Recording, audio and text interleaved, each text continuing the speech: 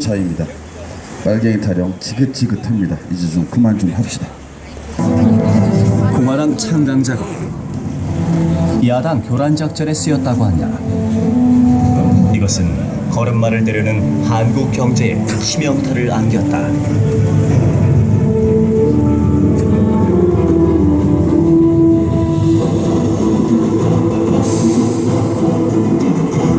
하지만 그게 끝이 아니었다. 박정희는 더 큰 사고를 쳐버렸다. 박정희는 사전조사도 안 해보고 기존 화폐를 폐기하고 새 화폐를 발행했다. 게다가 예금한 돈까지 자유롭게 인출하지 못하게 했다. 그 때문에 돈의 유통이 멈춰 경제가 마비되며 한국 전체가 대혼란에 빠져버렸다. 이런 광경을 바라보며 허거 대사는 입을 다물지 못했다.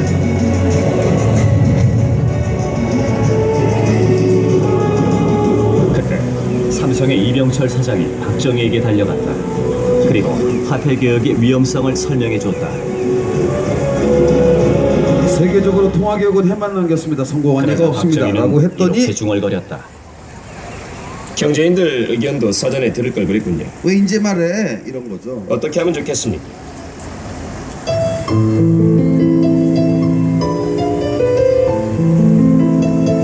그때부터 미국도 박정희를 어떻게 하면 좋을까 깊은 고민에 빠졌다.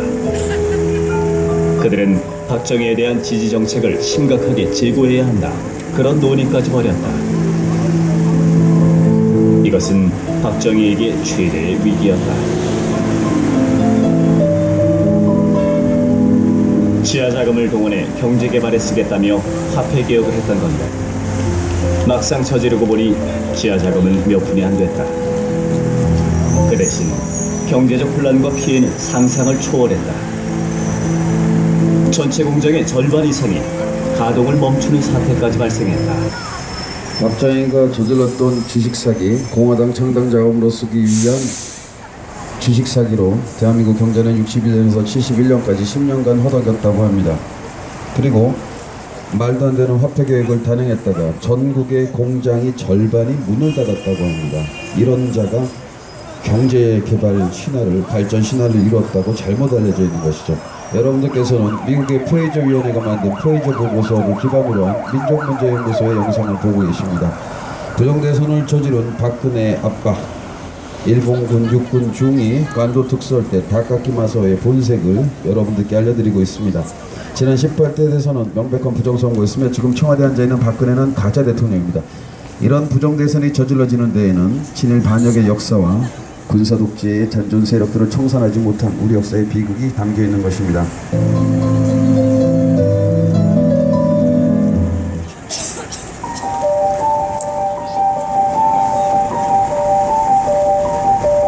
미국은 박정희에게 예금 동결을 해제하라고 압박했다. 그리고 앞으로는 어떤 정책을 추진하건 미국과 사전에 협의해야 한다. 그런 요구까지 했다.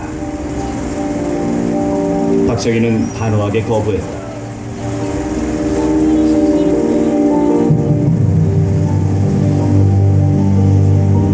그러자 허거는 조용히 말했다.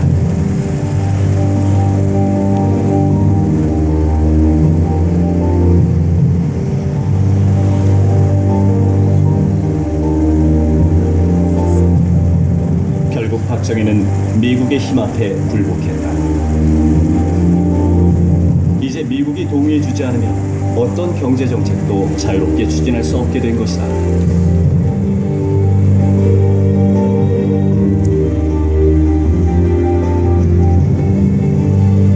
그리고 박정희의 참모들이 대거 물러나게 됐다. 1차 경제개발 계획을 추진했던 핵심 참모들도 전부 잘렸다. 그 뒤 새롭게 경제관료들이 등장했다. 그들은 미국의 뜻에 매우 협조적인 인물들이었다. 새 관료들은 1차 계획이 수정돼야 한다는 발언까지 내뱉었다. 박정희는 당황했다. 이미 진행 중인 계획까지 공격당할 줄은 몰랐던 것이다. 그는 처절하게 저항했다. 오히려 개발 계획의 규모를 확대해야 한다고 맞섰다. 그러자 미국은 전면에 나서 필살의 무기를 빼들었다. 한국 언론을 통해 박정희의 경제정책에 직격탄을 날린 것이다. 그 당시 한국은 미국의 원조가 끊기면 붕괴하는 나라였다. 이 기사를 본 한국 국민들은 동요할 수밖에 없었다. 권력 유지를 위해 국민들의 지지가 필요했던 박정희. 결국 그는 미국의 힘 앞에 완전히 무릎을 꿇었다.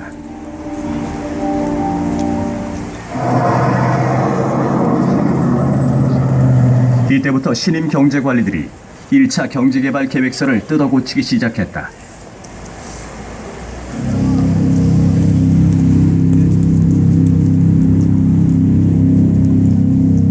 이때 미국은 비밀리에 구체적인 요구사항을 전달했다. 종합기계제작소 같은 대규모 산업화 전략을 포기하라. 그리고 수출을 증대시키는 정책으로 전환하라.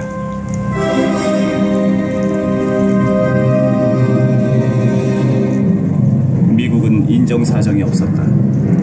박정희 정권이 미국의 정책에 조금이라도 비협조적이면 미국은 곧바로 경제원조 책임자를 한국에서 철수시키며 실력 행사에 들어갔다.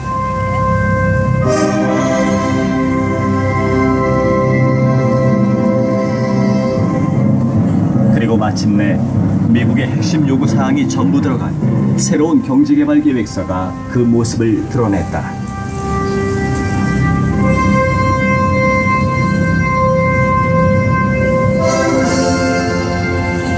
그리고 미국의 적극적 개입과 지도를 받는 수출 주도형 개발 전략으로 전환됐다.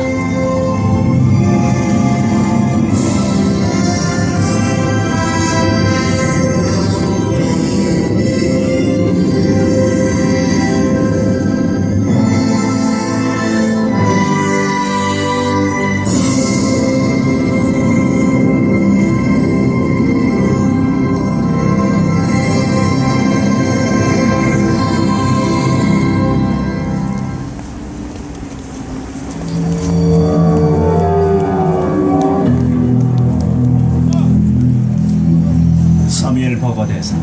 그는 박정희를 좋아했다. 버거는 박정희를 잘 교육시켜 미국의 목표를 실현시키는 대리인으로 써야 한다. 그런 관점을 가지고 있었다. 그럼 미국은 어떤 수단으로 박정희를 교육시키려 했던 걸까? 우리의 채찍과 당근 정책은 효과를 발휘하기 시작했다. 그리고 몇몇 분야에서 진전이 있었다. 그렇다면 채찍 정책은 대체 무엇일까?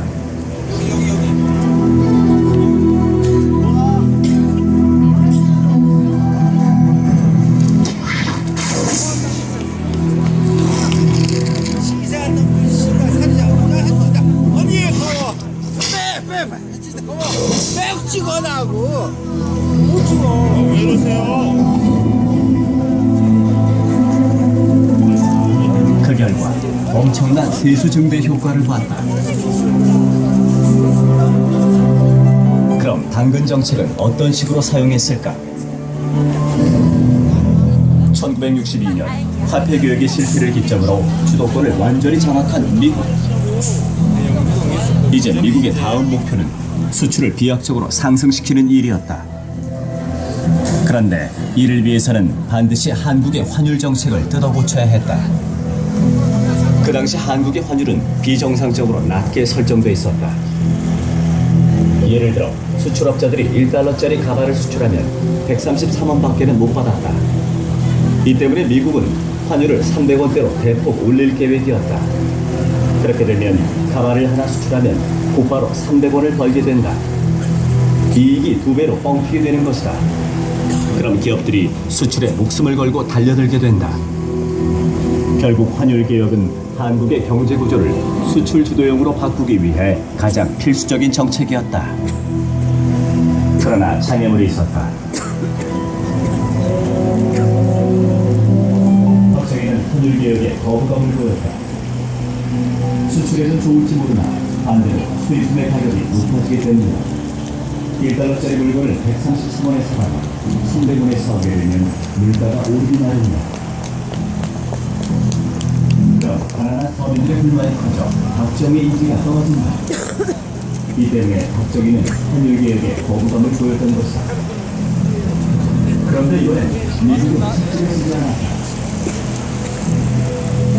그 대신 한일 안정군이라는 먹음직한 방문을 제시했다.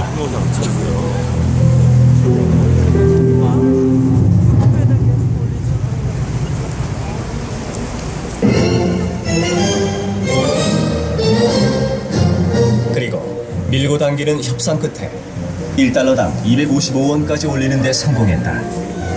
사무엘 버거는 이 협상 결과를 이렇게 기록했다. 박정희는 우리의 부추김을 받아서 물가 인상의 위험과 맞서기로 결심했다. 환율은 인상되었고 5월부터 안정화 프로그램이 가동됐다. 그 결과는 매우 좋았다.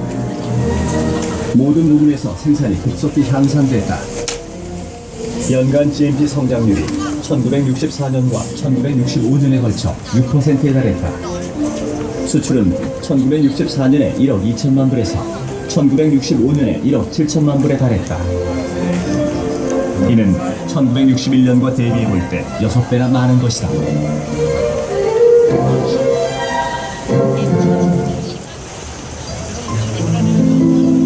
이런 광경을 목격하며 박정희는 무슨 생각을 했을까? 이런 빌어먹을 왜 내 결정과 반대로만 가면 수출이 늘어나는 거야? 그런 자책을 했을까? 아니면 이제부터 미국 경제 전문가들한테 무릎 꿇고 배워야겠군. 그런 다짐을 했을까? 박정희는 둘 다 아니었다. 그는 기자들을 전부 불러 모았다. 그리고 카메라 앞에서 손가락을 휘두르고 노동자들의 어깨를 두드렸다.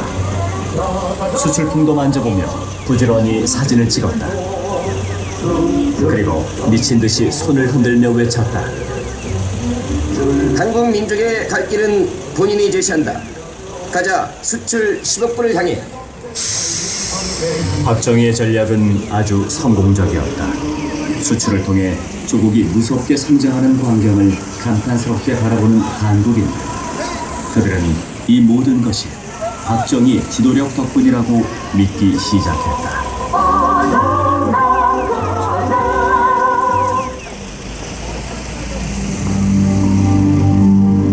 1964년 7월 드디어 그 남자가 왔다.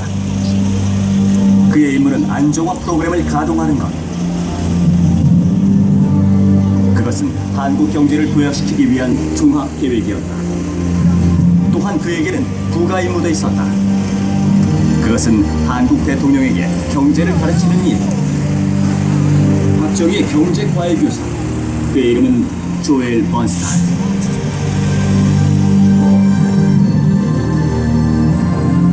1965년 한국은 베트남의 포화 속으로 뛰어들었다. 한국인들에게 베트남은 황금빛 엘도라도였다. 1966년 박정희의 아내 유경수. 그녀는 두려움에 떨고 있었다. 도대체 박정희와 그의 부하들은 무슨 짓을 저지르며 한국 경제를 망치고 있었을까? 이 모든 내막이 프레이저 보고서 2부에서 공개됩니다. 1966년 박정희 아내 유경수는 박정희를 보고 그렇게 얘기했다고 합니다. 자막을 못 보신 분들이 계실까봐 말씀드립니다. 여보, 당신 부하들이 하는 짓을 보면 이 나라는 망해야 돼요. 오죽 속이 답답하면 그런 얘기를 했을까요? 지금 프레이저 보고서를 기반으로 한 미국의 프레이저 위원회가 만든 프레이저 보고서를 기반으로 한 민족문제연구소의 영상을 보셨습니다. 이 영상을 보고 일부 수구 인사들은 너무나 편향적으로 제작이 됐다라고 하는 이야기도 있습니다. 미국이 진출한 것은 그러면 모두 다 경제적으로 발전했느냐, 박정희가 했다, 뭐 이런 주장도 있습니다. 그러나 저는 이 자리에서 박정희가 경제 개발에 경제 발전의 신화를 이루었단 말도 거부하지만 케네디의 사람들이 이렇게 경제를 발전시켰다라고 하는 이야기도 거부합니다. 대한민국의 현재의 발전은 대한민국 모든 국민들이 일궈낸 것입니다. 박정희 같은 저 돌깡패가 할 수 있는 일들이 아니었죠. 그리고 미국의 관리 몇 명이 이루어낼 수 있는 일들이 아니었습니다. 우리 부모님 세대의 국민들이 모두 피땀을 흘리면서 만들어낸 경제 성장입니다. 그런데 우리가 2012년에 이르러서 또다시 부정대선을 겪으면서 친일 반역자의 딸, 군사 독재자의 딸, 단 한 번도 반성하지 않는 박근혜 부정대선으로 인해서 청와대를 또다시 가짜 대통령에게 침탈당했습니다. 지나간 18대 대선은 명백한 부정선거였습니다. 국정원이 주도한 총치적 관건계의 부정선거, 새누리당의 허위 유사선거조직 동원, 박근혜의 허위 사실 유포, 그리고 중앙선거관리위원회가 주도한 개표 조작에 의해서 심각하게 부정으로 얼룩졌습니다. 이 네 가지 제목에 의해서 지난 대선 후 15일 만에 수천 명의 시민들이 대법원에 대성무효 소송을 제기해줬습니다. 올해는 이 소송이 선거법 225조에 따라서 하루빨리 재판이 진행될 것을 요구합니다. 이 재판은 2013년 1월 4일에 제기됐기 때문에 이 소송은 재판이 7월 4일까지 모두 끝나야 됩니다. 가짜 대통령 박근혜는 2013년 7월 4일부로 감옥에 갔어야 마땅합니다. 그런데 아직도 저기서 버티고 있습니다. 지난 18대 부정대선을 저지른 이 불법한 정권은 대한민국의 법질서를 깡그리 깔아뭉개고 오로지 국정원과 부패한 부역 세력들에 의해서 유지되고 있습니다. 지나간 18대 대선이 부정선거였다는 사실을 지난 2년 동안 단 하루도 쉬지 않고 우리 시민들은 고발했습니다. 누군가는 목숨을 던지고 분신을 결행하며 여러분들께 일어나십시오 요구했고, 또 어떤 분들은 중앙선거관리위원회의 자료들을 하나씩 확인하며 법원과 검찰에 고발을 하면서 여태까지 싸워왔습니다. 대선 부정이 저지러지고 주 토요일 우리 시민들은 저 시청 앞 광장에 2만 명, 3만 명, 5만 명, 때론 8만 명 이상이 모여서 박근혜 퇴진을 요구했습니다. 우리는 어느 날 갑자기 이 거리에 나온 것이 아닙니다. 부정대선 이후 한시도 쉬지 않고 싸워왔습니다. 지나간 18대 대선은 명백한 부정선거이며 지금 청와대에 앉아있는 박근혜는 가짜 대통령입니다. 지금 이 마이크로 말씀드리고 있는 시민과 함께하는 시민들은 어떤 정당이나 정치 세력과도 무관한 일반 시민들입니다. 평생 속고 살았는데 또다시 부정대선에 속아야 되는 것이 억울해서 나왔습니다. 나는 평생 속고 살아도 좋은데 우리 아이들 또 역시 이명박의 모습이나 박근혜의 노예로 살게 될까봐 두려워서 이 자리에 나왔습니다. 여러분들께서도 적어도 부정대선만큼은 응징하면서 떳떳하게 시민의 자존심을 회복하시기 바랍니다. 오늘의 순서를 모두 마치고 내일 다시 이 자리에서 5시부터 10시까지 부정대선의 참상들을 고발하고 부정대선을 필연적으로 나올 수밖에 없었던 친일 반역의 역사와 군사독재의 역사들을 다시 살펴보도록 하겠습니다. 오늘 이 자리에서 대한민국의 국헌과 민주화를 위해서 숨져갔던 선배들의 노래를 부르면서 오늘의 집회를 모두 마치도록 하겠습니다.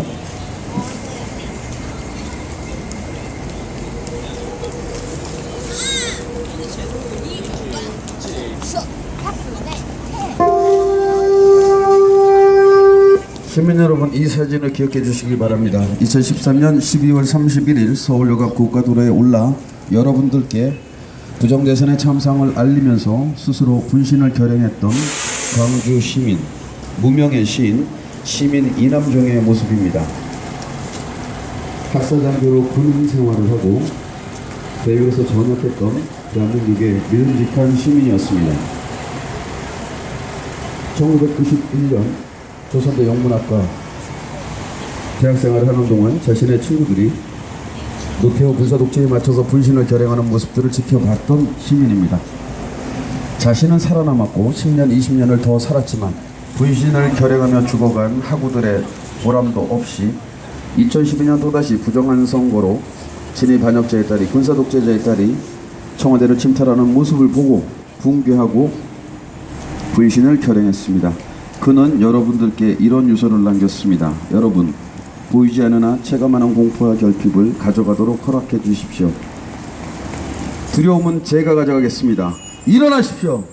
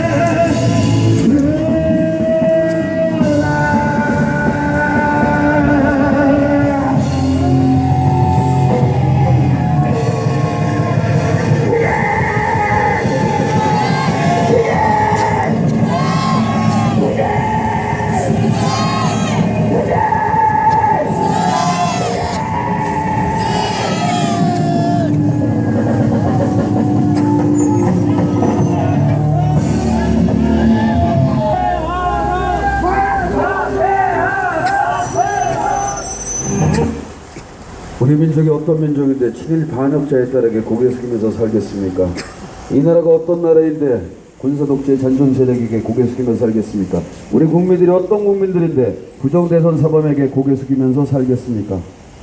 우리 아이들의 미래를 위해서라도 지난 18대 부정대선은 반드시 응징돼야 하며 가짜 대통령은 감옥에 보내줘야 합니다.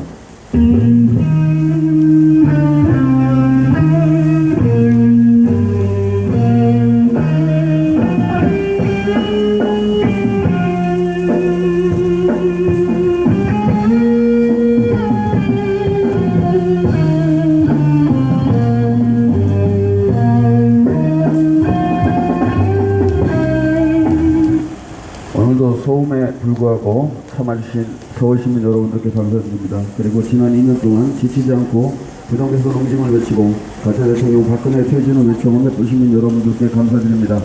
2년이 되니까 우리도 좀